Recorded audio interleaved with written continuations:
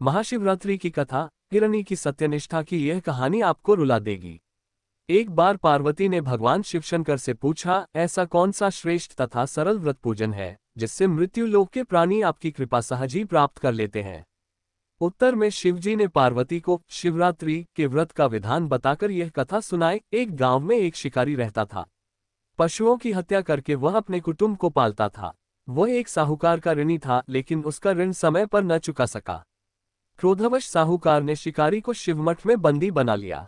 संयोग से उस दिन शिवरात्रि थी। शिकारी ध्यानमग्न होकर शिव संबंधी धार्मिक बातें सुनता रहा। चतुर्दशी को उसने शिवरात्रि की कथा भी सुनी। संध्या होते ही साहूकार ने उसे अपने पास बुलाया और ऋण चुकाने के विषय में बात की। शिकारी अगले दिन सारा ऋण लौटा देने का वचन देकर बंधन से छूट गया। अपनी दिनचर्या की भांति वह जंगल में शिकार के लिए निकला, लेकिन दिन भर बंदीगृह में रहने के कारण भूख प्यास से व्याकुल था। शिकार करने के लिए वह एक तालाब के किनारे बेल वृक्ष पर पड़ाव बनाने लगा। बेल वृक्ष के नीचे शिवलिंग था जो बिल्वपत्रों से ढका हुआ था। शिकारी को उसका पता न चला। पड़ाव बनाते समय उसने जो टहनियां तोड़ी वे संयोग से शिवलिंग पर गिरी। इस प्रकार दिन भर भूखे प्यासे शिकारी का व्रत भी हो गया और शिवलिंग पर बेलपत्र भी चढ़ गए। एक पहर रात्रि बीत जाने पर एक गर्भिणी मृगी तालाब पर पानी पीने पहुंची। शिकारी ने धनुष पर तीर चढ़ाकर ज्यों ही प्रत्यंचा खींची, मृगी बोली, मैं गर्भिणी हूं, शीघ्र ही प्रसव करूंगी। तुम एक साथ दो जीवों की हत्या करोगे, जो ठीक नहीं है। मैं अपने बच्चे को जन्म देकर शीघ्र ही तुम्हारे सामने प्रस्तुत हो जाऊंगी, तब तुम मुझे मार लेना। शिकारी ने प्रत्यंचा ढीली कर दी और मृगी झाड़ियों में लुप्त हो गई। कुछ ही देर बाद एक और मृगी उधर से निकली। शिकारी की प्रसन्नता का ठिकाना न रहा। समीप आने पर उसने धनुष पर बाण चढ़ाया। तब उसे देख मृगी ने विनम्रतापूर्वक निवेदन किया, हे पार्वती, मैं थोड़ी देर पहले ही ऋतु से निवृत्त हुई हूँ। कामातुर विरहिणी हूँ, अपने प्रिय की खोज में भटक रही हूँ। मैं अपने पति से मिलकर शीघ्र ही तुम्हारे पास आ जाऊंगी। शिकारी ने उसे भी जाने दिया। 2 बार शिकार को खोकर उसका माथा ठनका। वह चिंता में पड़ गया।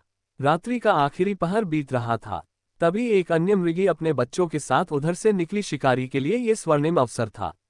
उसने धनुष पर तीर चढ़ाने में देर न लगाई। वह तीर छोड़ने ही वाला था कि मृगी बोली, हे पार्वती, मैं इन बच्चों को पिता के हवाले करके लौट आऊंगी। इस समय मुझे मत मार।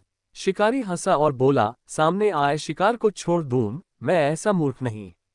इससे पहले मैं 2 बार अपना शिकार खो चुका हूं। मेरे बच्चे भूख प्यास से तड़प रहे होंगे।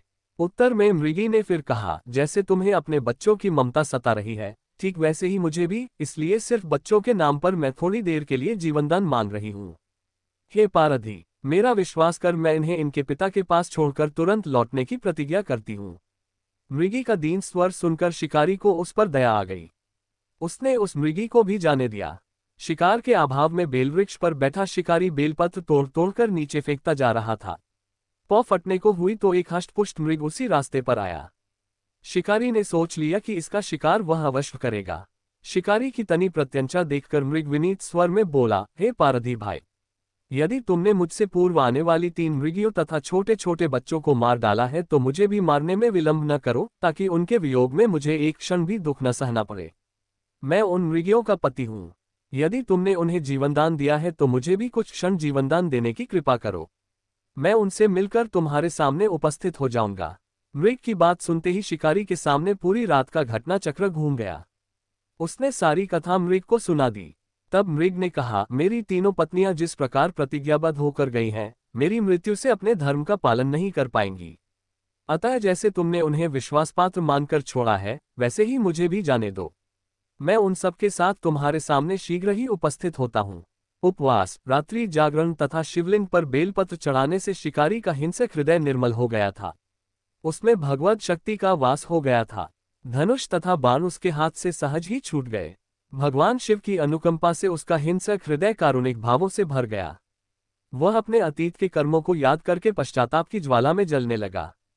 थोड़ी ही देर बाद मृग सपरिवार शिकारी के समक्ष उपस्थित हो गया, ताकि वह उनका शिकार कर सके, किंतु जंगली पशुओं की ऐसी सत्यता, सात्विकता एवं सामूहिक प्रेम भावना देखकर शिकारी को बड़ी ग्लानि हुई।